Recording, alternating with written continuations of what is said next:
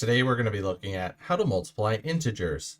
Specifically, we're going to be looking at how to multiply a negative integer by a positive integer.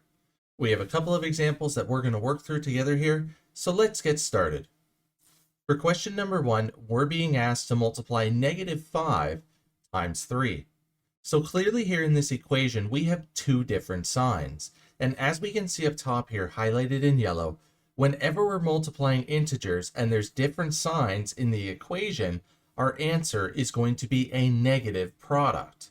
So when we multiply -5 times 3, it's the same thing as multiplying 5 times 3, which we know gives us 15, except this 15 is going to be a negative because the 5 here is a negative. So when we multiply -5 times 3, we get the product of -15.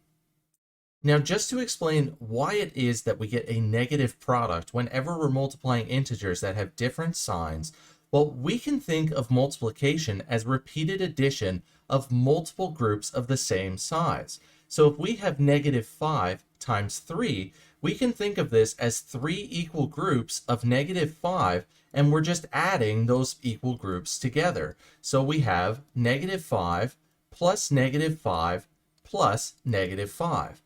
And that's going to give us the answer of -15, just like we had up top here. Now moving on to question number 2, this time we're being asked to multiply -4 times 8. So we're going to multiply our 4 times 8, which is going to give us 32. And then since that 4 is a negative, this 32 is going to be a negative answer. So when we multiply -4 times 8, we get the product of -32. So hopefully by now you understand how to multiply integers, specifically how to multiply a negative integer by a positive integer.